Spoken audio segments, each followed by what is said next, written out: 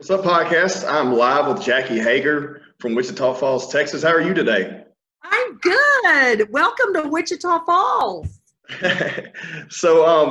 Jackie, it's nice to formally meet you. And I actually ran across you when I was watching Tea with Gary Vee. Any of my listeners or viewers who may be into something like that. Jackie, you have Hoegger Communications in Wichita Falls. And how long have you been in the marketing industry? We have owned Hoegger for 15 years. Okay. We have clients in 23 states, but we're positioned right here in the great city of Wichita Falls, Texas, which is about 2 hours north of Dallas, kind of close to the Oklahoma border. That kind of mentally tells you where we are. Okay. So I wanted to really just get you on and kind of go back and forth with you. I have a marketing agency as well in Shreveport, Louisiana, and I've been doing it for about 4 years, but honestly, it's not so much, I'm not so much passionate about the advertising, bit of it. It's more the relationship-based business with clients and customers. And I feel like you have some of that same energy. So I just wanted to see if we could collab and get some value out here and kind of, get some people some information, maybe answer some questions. We're live now, so if anyone has any, they can shoot them to us as well. Yeah, let's do it. Market, it doesn't matter what business you have, you're in the relationship business. Right. And if you're not developing friends for life, you're missing out on a lot of loves, all I have to say, I completely agree. Yeah. So how did you get into the marketing world? I looked at a bit of your, background. I know you've been in it for a while now. How long have you been in it? 15 years. I owned a high-end women's dress boutique for 26 years. Okay. The marketing of it was my favorite part. Yeah. We were very hands-on. Our community, we were the Cheers of Wichita Falls. It was awesome.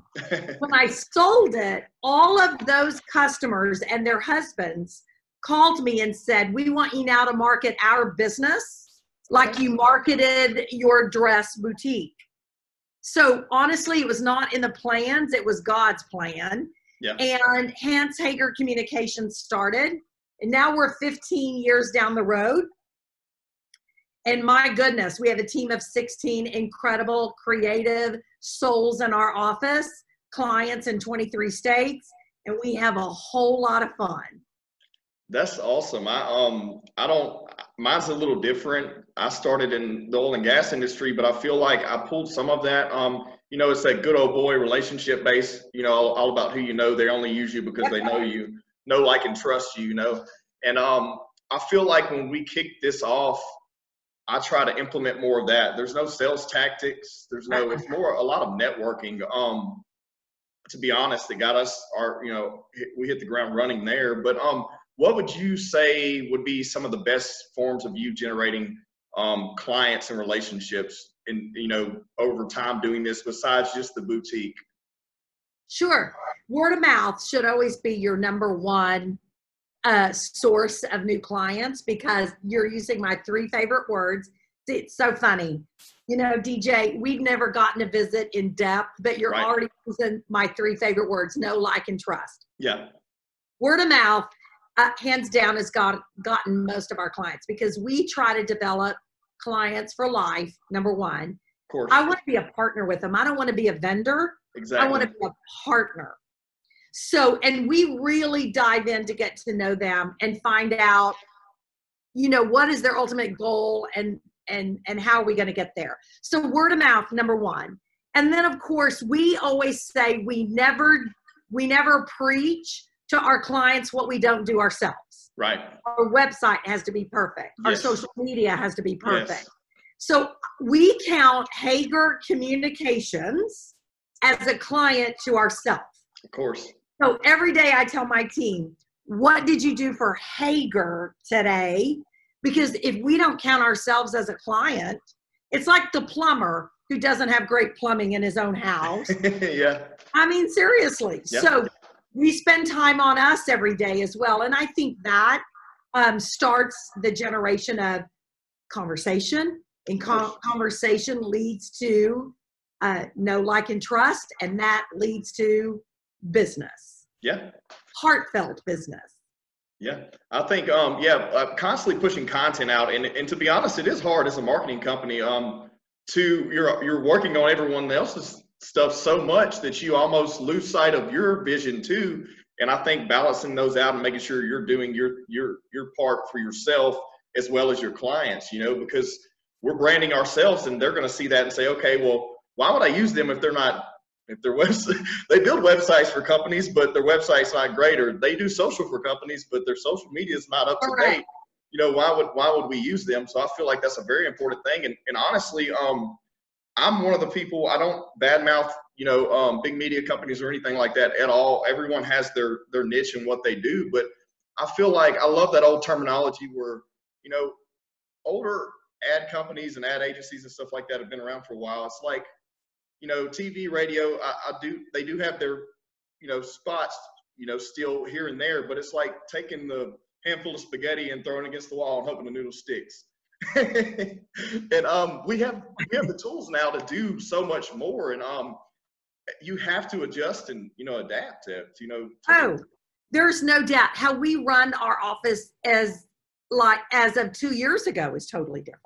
Yeah. I mean, digital sheds a whole new light on, this mobile device tells us what every consumer does every day, 24 hours a day. In fact, I would bet people listening to this probably reached over to their nightstand and picked this up before they put a toe out of their bed.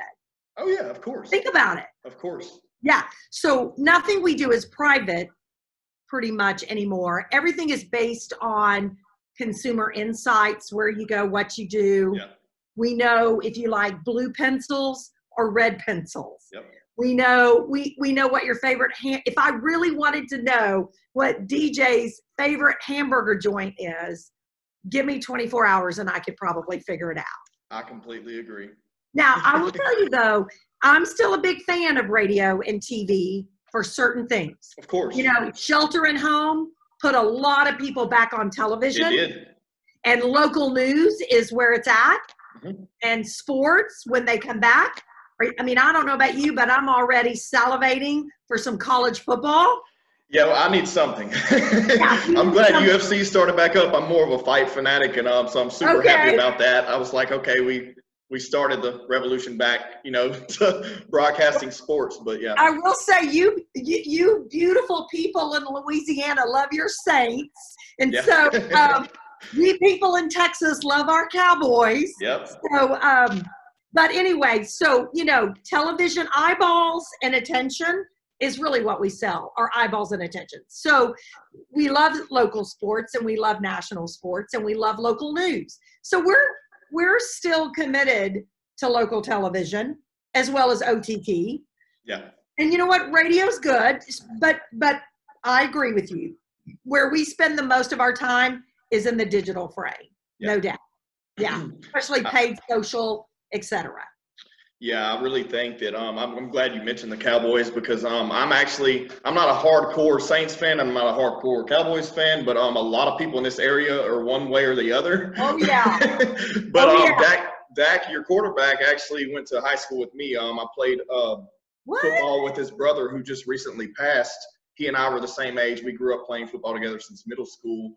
And Dak, we went to the same high school, Halton High School, and he was a few years behind me. Yeah, so I have to root for the Cowboys. We got a new coach, and so lots of changes. So we're all up here. I mean, we're all up here ready for some college football, and we're ready for some NFL. I'm ready.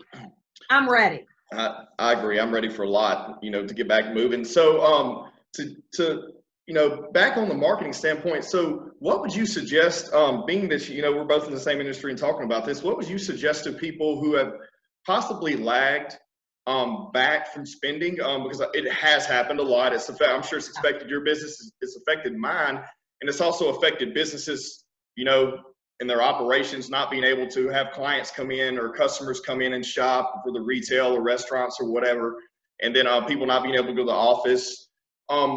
What would you suggest to them ramping back up? I've had a lot of conversations with people, and to be honest, I don't want to push this. Now's not the time, or, you know, the past few months aren't the time for me to say, hey, come spend a bunch of money with me. It's more, hey, what can I do for you right now? But this is really the time when you have a captive audience, you know, to utilize it. Well, and not back off. Yeah. Today, you know, we're selling compassion. Yeah. And we're selling empathy. And we're selling kindness. And we're selling real stories. You know, Yes. we told all of our clients, this was the time to not go dark. Yeah. But we did cut back. Yeah. But going dark is never a good idea. But you're just changing your messaging, DJ. You're talking, you know, for most of our clients, we're saying, why did you go into business to begin with? Yeah. And what is the passion behind your business? Let's tell your story, because in the end, that's really what you and I are, is we're storytellers. Pretty much. Yeah. And so we had our clients redirect their marketing mindset into just telling their story and diving into their communities on a deeper, compassionate level. And what can you do to help?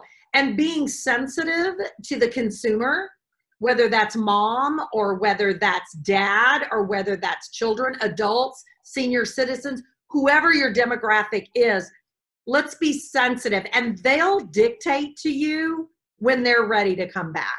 Of course. And that's going to be different in every pocket of the United States. Some people are diehard ready to get business back as usual.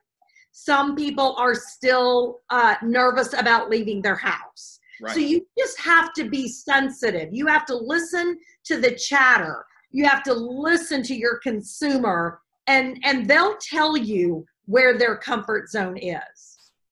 Yeah. Uncharted territories, my friend.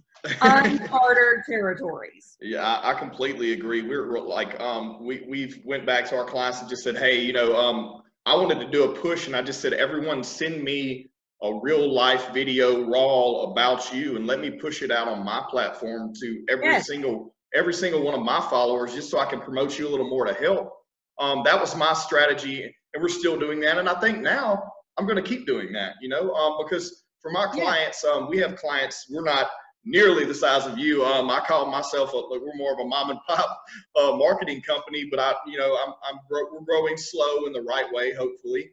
But honestly, what I love about this industry is there's so much to go around. You know, I love that you're able to come on with me right now. We can talk, like we sell the same services. We do.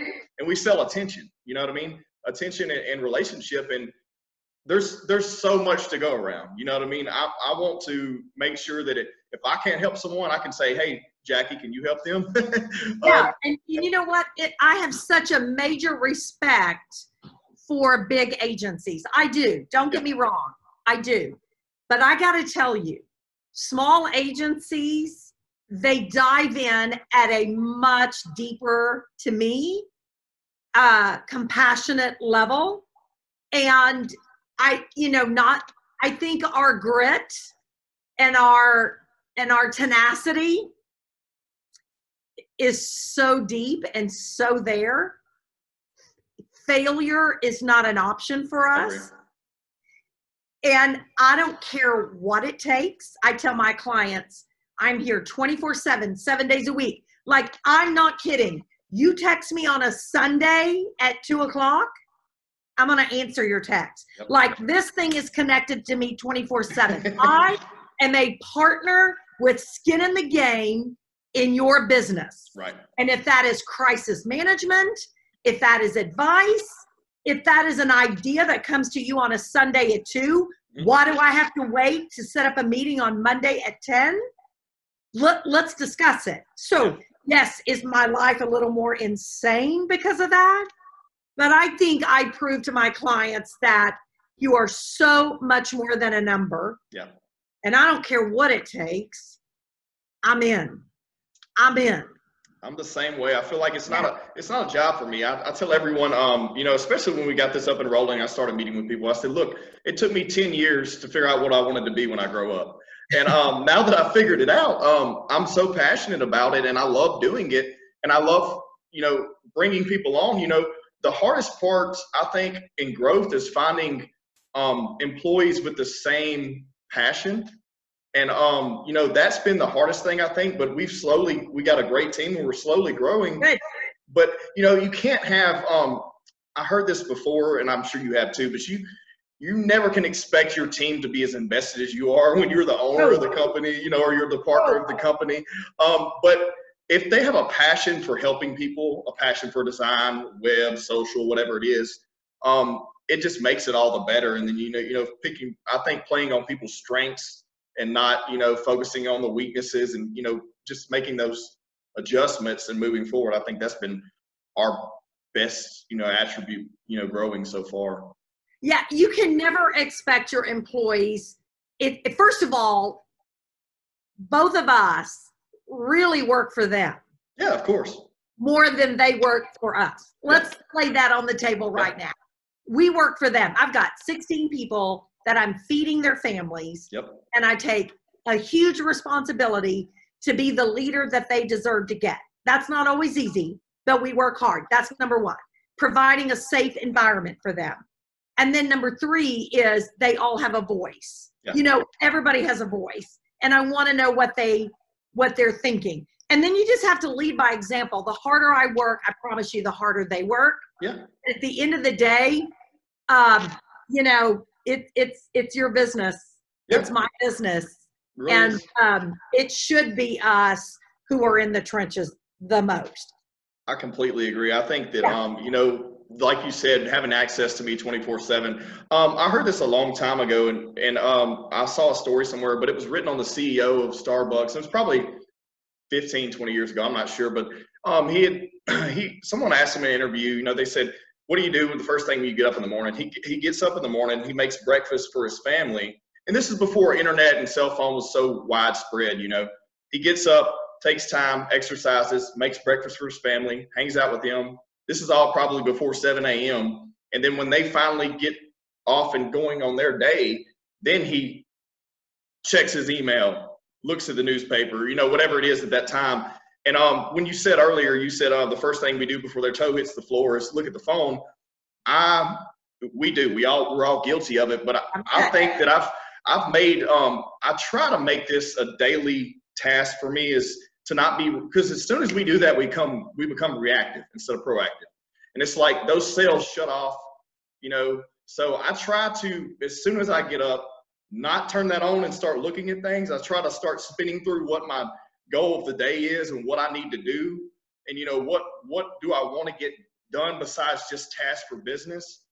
And then I open the email up because I feel like so much of us are guilty and we may have a creative hang up because we immediately become reactive instead of proactive, you know? Well, the last 75 days has taught us to really put our life in balance, maybe. Yep.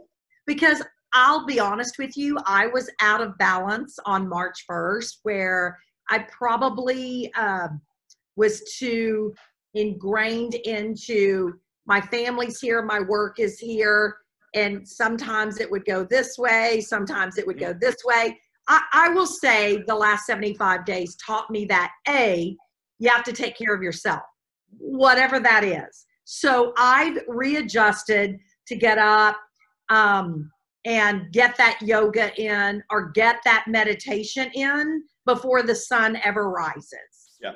And then I can give some time to my family before I barrel out of the house, because I feel like it's showtime. The minute I walk into my office, it's show time.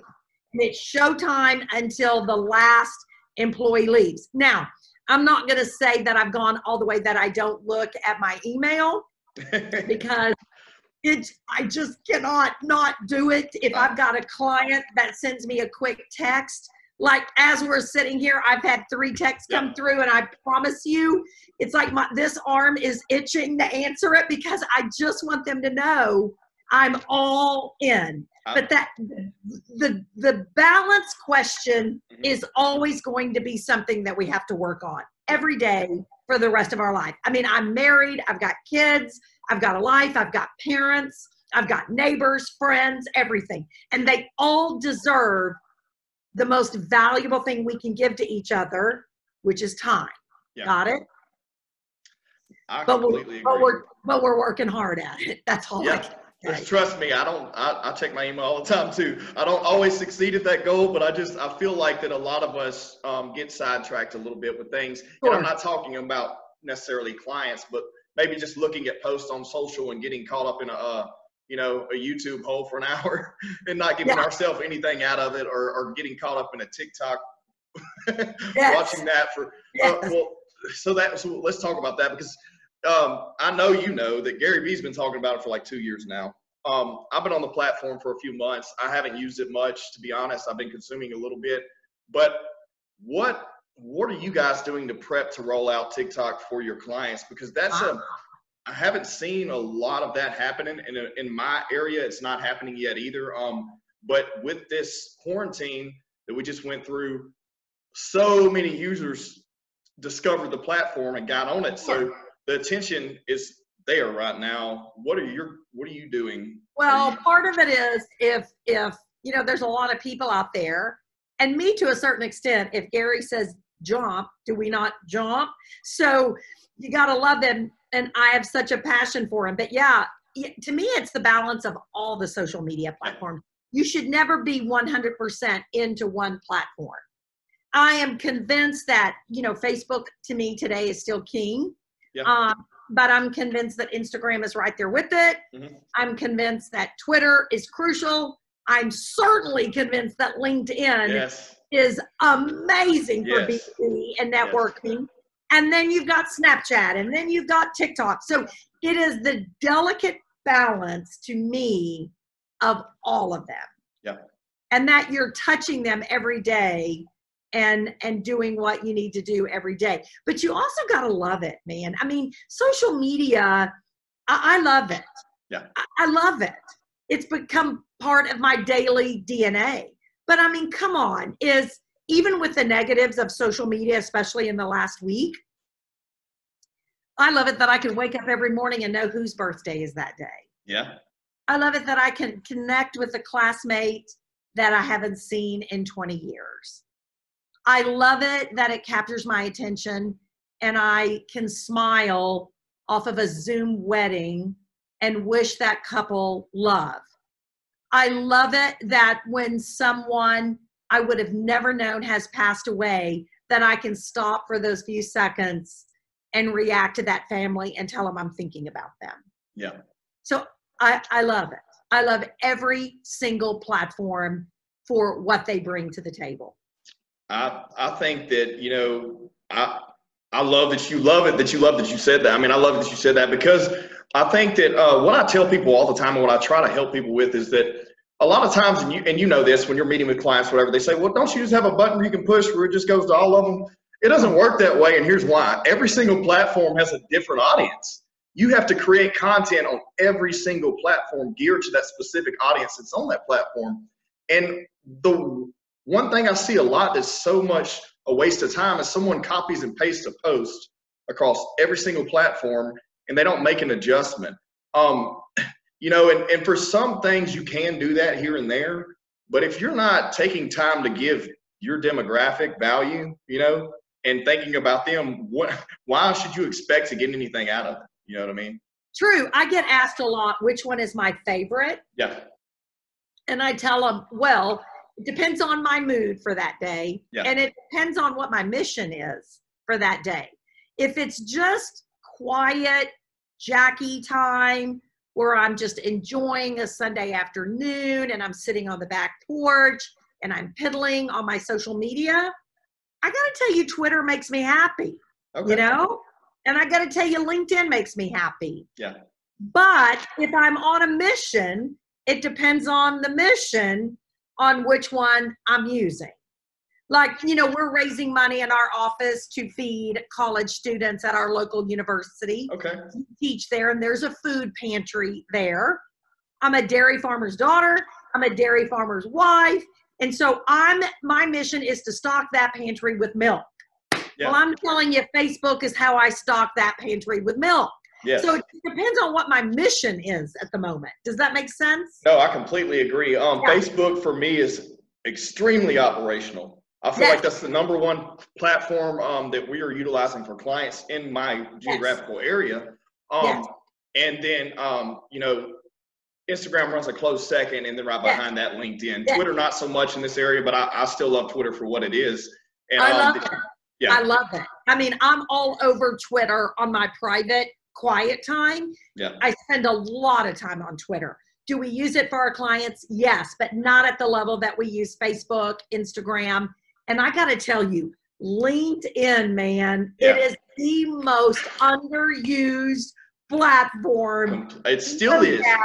For businesses. Yes. It still is. I have been preaching that. I don't know if you do any networking, like business networking, but I'm in BNI. We do these little team shirts and we have fun with it. But I've been in it for a long time, and I've been preaching to my entire, you know, network here, just in the B2B. I'm like, if you're not on LinkedIn, you're an idiot. I'm sorry, but like, I don't care if you're a hairdresser or you have a lawn business, because all your perfect clientele are out there on it. They're on the platform and they're scrolling and looking, but they're not creating any content. Why should you not take advantage of being in front of them?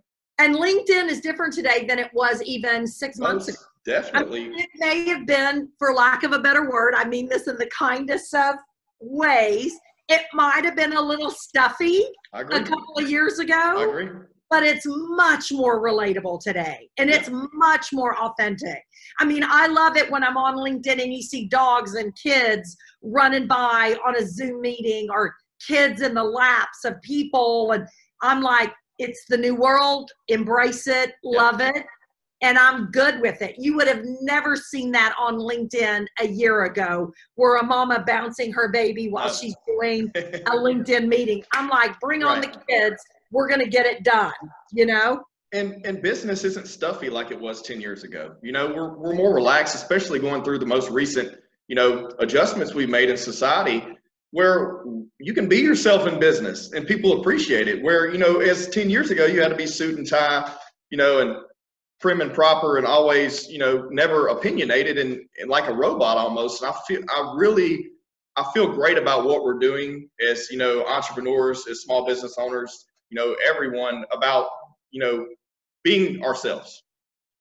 Right. The new office could be the corner of a bedroom, sir. I mean, I'm just saying, you know, I mean, our team is fully back in the office, but I've already been more flexible in my structure when they're having a bad day to allow them to work at home. Does that make sense? Of course. Yeah, because, you know, what this has done for children in their mindset this whole last 70 days, you know, they need to know that mom and dad's close by. Yeah. They need to know that mom and dad is safe. You know, we can say that the news media isn't penetrating their precious little brains, but it is. So we have to be more flexible in the office today on family matters and everything. And I'm a different person today, maybe on that structure, than I was 90 days ago. Yeah. I feel like it's, we had a chance to reflect back and look at what's important, because as a society, we got a little, you know, we get a little bit caught up in the, you know, the material items, what everyone thinks about us, you know, the things that really don't matter. And I think this time that we went through has really put us all on the same level almost. You know what I mean?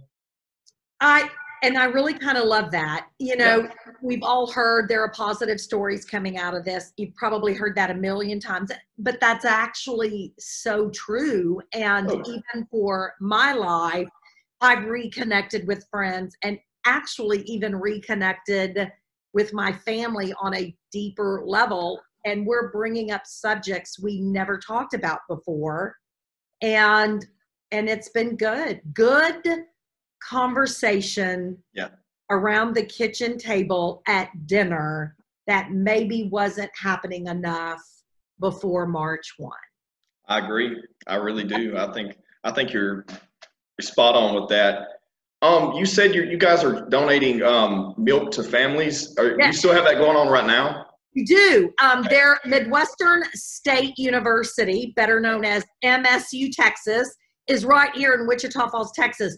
We have a lot of Caribbean students through the Caribbean program that are based here, and they're here without jobs, etc. And so there's a food pantry there. hunger is near and dear to my heart. It just is. Hunger for children, hunger for anyone, but and college students. So being a dairy farmer's daughter and a wife, you know, they reached out to us and I said, you know what, I can't solve all of the problems of Wichita Falls. Right. But I can solve that problem. There you go. And that's what I want people to understand. Take one thing and own it. So we kind of took that on. And so people have been sending us via Venmo, you know, money, and for us to go, and we're working with a grocer here. And by gosh, on Wednesday nights when those kids come in, there's milk in the pantry. Awesome. And well, so how do people watching or listening, how can they donate or help with that?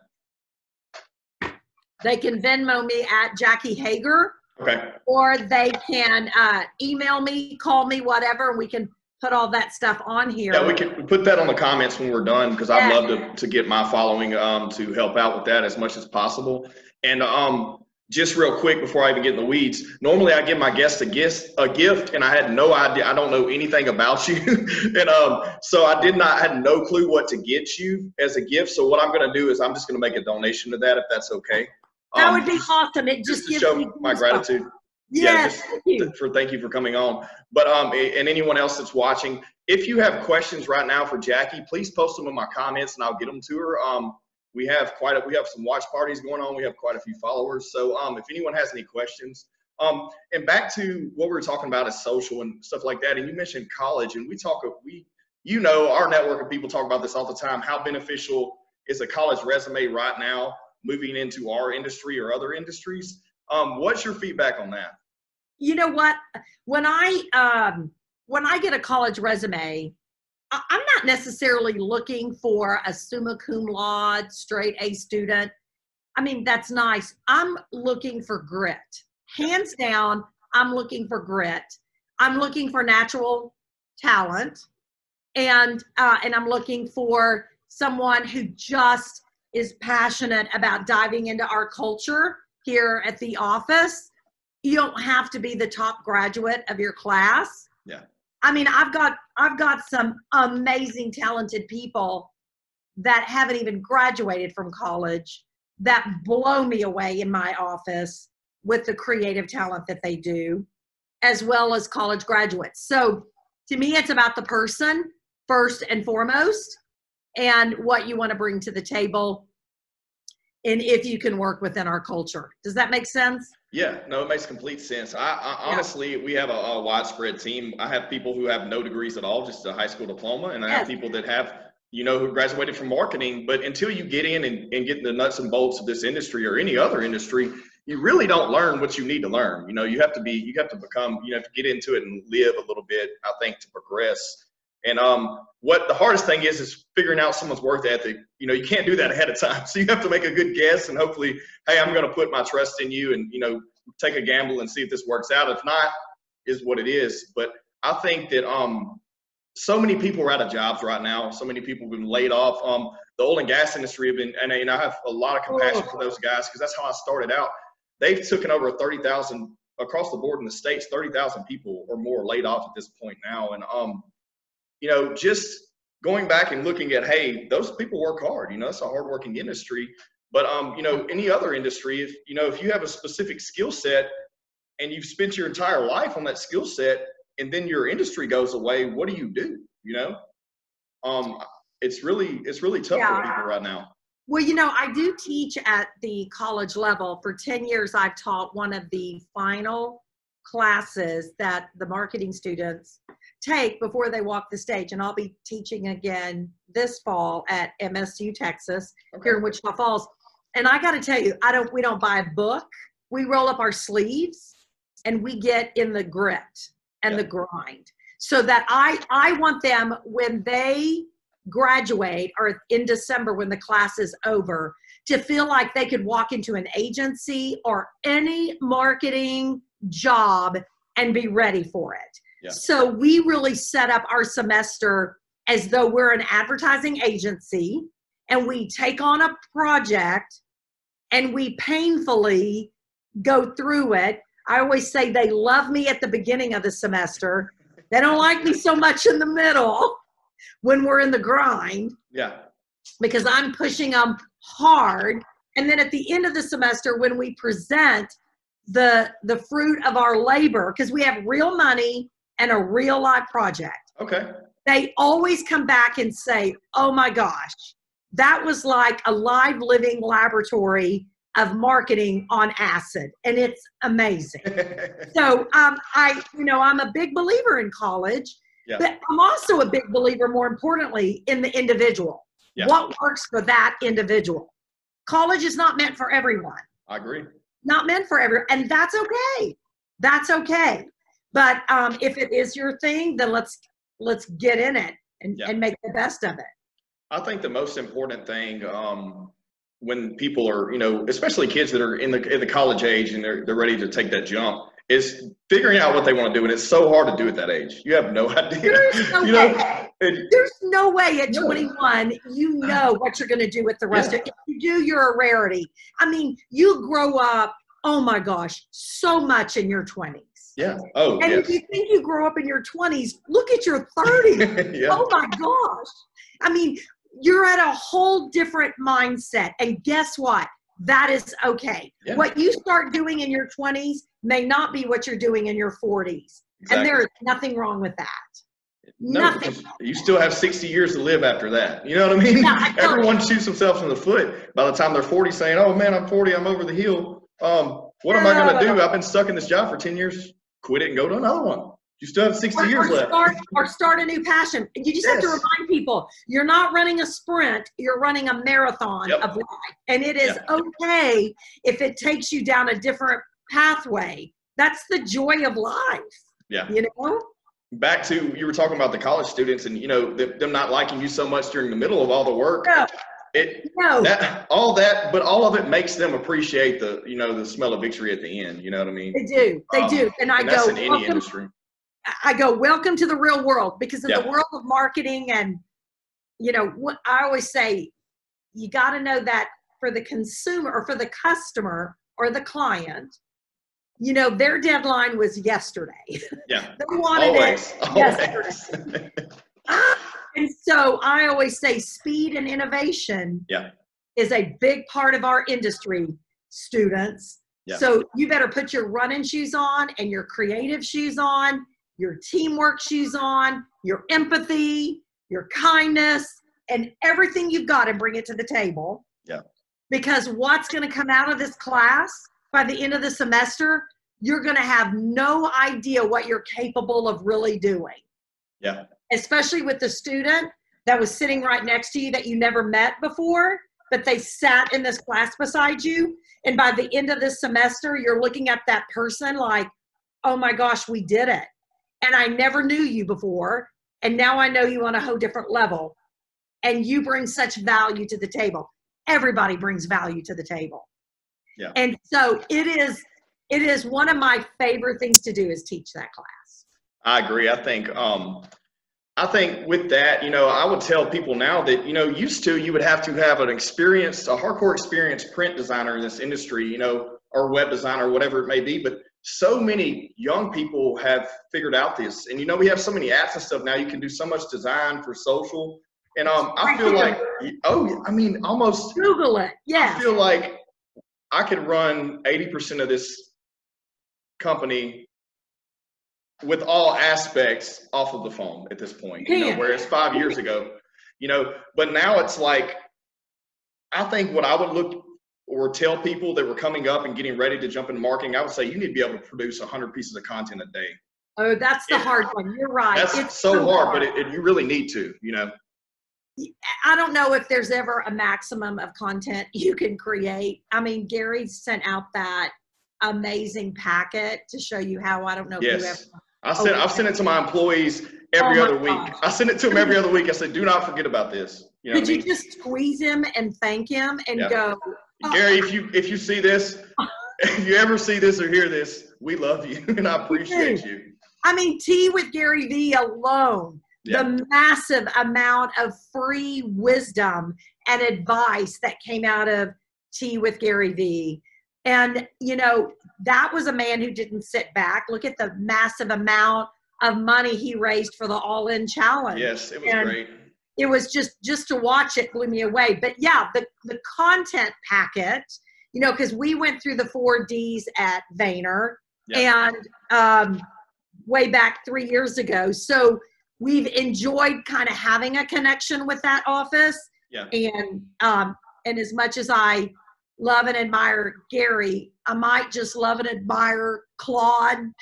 Just, I don't know if you've ever met her, but oh my gosh, she just makes my blood tap dance with joy. That's who you want watching this video is Claude Silver. But the two of them have just built an amazing business. And this is the thing. There's enough business for everyone. Of course there is. That's number one. Number two, what mindset is it that you share all of your wisdom for, are you ready for this? Free. Yep, free. I mean, who does that? So I feel like he's also teaching the world to just give it away, man. Yeah. Just give it away. Yeah. And it will come back to you. It will. It will. Does. So I would say my favorite thing, not only beside the mechanics of the business, is the empathy and the kindness and the free. Yeah. It's unbelievable. I aspire to tell the world that that's where the magic is, you know? Yes, I completely agree. I feel like we've made an adjustment, and but I always feel like I've never been a salesy person, and I've always wanted to get involved in networking and a lot of nonprofit stuff. We do a lot of philanthropic, which is it's great for us as marketing companies. We're able to donate our time and result for exposure, but also it's good for everyone. You know what I mean? So I love doing things like that. I have a comment from a watch party, and it said, someone said, our focus now should be to train folks to pivot based on other skills they may possess. Bingo. So the most important word he said or she said there was pivot. Yeah.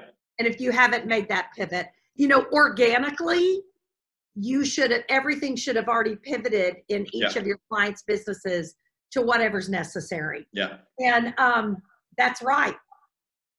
And to lead by example and to just let, you know, my office has pivoted dramatically. Yeah.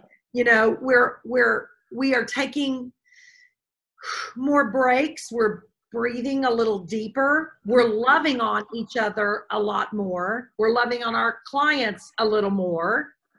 And we're checking on each other physically, mentally. I mean, how are you today to each one of our employees? Because everyone is coming out of this with a different mindset. Yeah. And for some of my employees, it was business as usual. And for some of them, it was tough, you know, and they have little kids and they have elderly parents. And I want them to know that this is a safe haven. The offices of Hoegger Communications are full of love and compassion and a safe place where you matter. Yeah. At whatever level you contribute to the team. Yeah.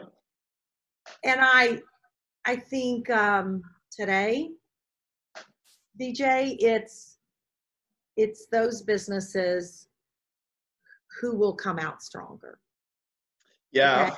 I agree. I think the ones that are continuing to do the business the same, you know, and throughout everything we went through, continuing to pressure their employees to do business the same, continue to try to sell to people. My favorite thing, I think, you know, they're going to suffer, and it just is what it is. It sucks to say that, but I feel like if you're not able to put all your clients and customers and employees' needs before yours at this time, then it's going to reflect on you later. And I've already seen it firsthand in some businesses, you know, in our local market that has happened to. But earlier when you said, you know, there's enough business to go around, I completely agree. My favorite thing, I think this is my favorite thing to tell potential new clients is, well, do you work for another plumbing company here locally? You know, I can't use you if you're marketing for someone else. I'm like, you shouldn't have any competition because I'm here to represent your culture. And your culture and your business is nothing like X plumbing company versus Y, you should not be the same at all. So you shouldn't be threatened by them. So if you have that mentality up front, we're fighting an uphill battle. That is so true. Can I tell you is we have incredible marketing companies besides Hoegger in Wichita Falls. We do. And I respect them and I love them. Yeah. I don't think about them much during the day because I'm so enthralled and busy in our clients and our customers. But there's not anything I wouldn't do for them if they asked. Right. I wouldn't. So yes, there's enough business. And even when you come out of this, here's one thing we've learned from this. As we navigate the next level of this, we're never going to be out of it. We're just going into the next level.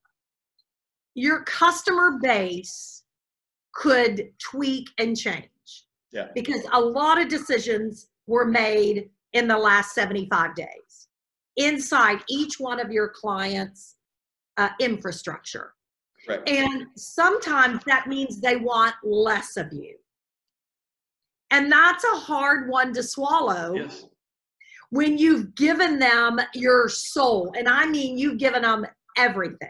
Yeah. But this is what I've learned from this is even though we were able to, and blessed and honored, let me say that, to gather new clients in the last 70 days, some of our existing clients tweaked their business with us. Yeah. Okay. So at first, that's a hard one. It is. At first you go, what did I do wrong? Where did I go wrong? Right.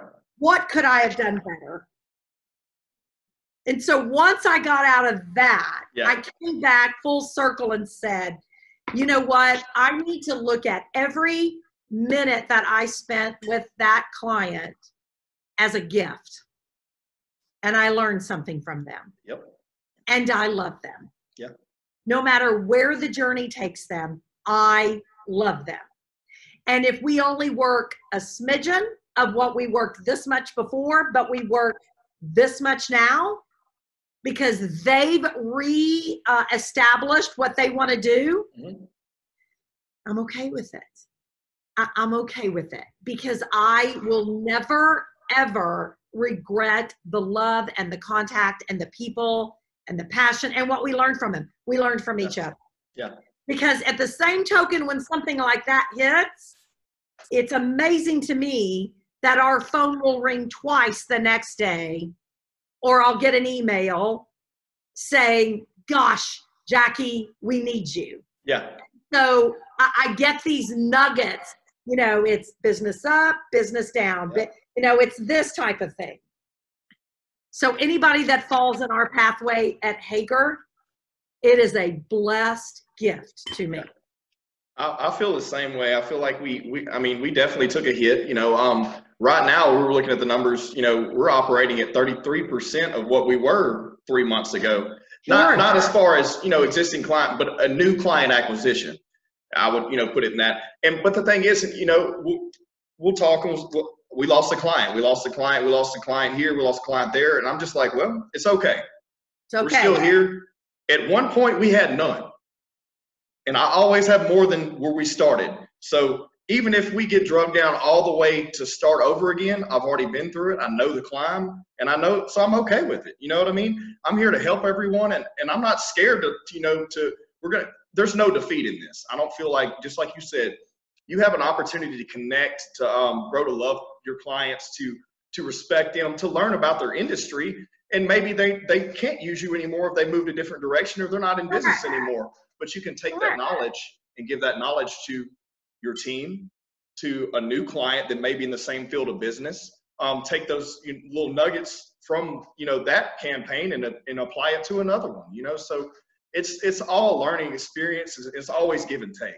Okay, that just says you got to love the process as much as the result. The process is the sweetest part. Yep. So I remind my team every day, whatever the process is today, we're going to love it, embrace it, and we're going to have fun. Yeah. And at the end of the week, at the end of the month, the end of the quarter, and the end of the year, I can tell you this, DJ, if you work hard and you love what you do and you surround yourself with creative people and you know your clients know that you care, it's all good. I agree. Get the negative people out of your network. Get the negative. It took me a long time to realize that. Get the people who are bringing you down. You may not think they bring you down, but that negative energy, just the negative feed that you're consuming every day, it weighs on you. That's true. And can you not feel it? I can feel people's aura. Yeah. I think I'm a good reader, and I would bet you are too, being a business owner. We learn to feel people, their aura, and how they position themselves and how they visit and talk with you. Come on. I mean, we feel everything. Yeah. We do.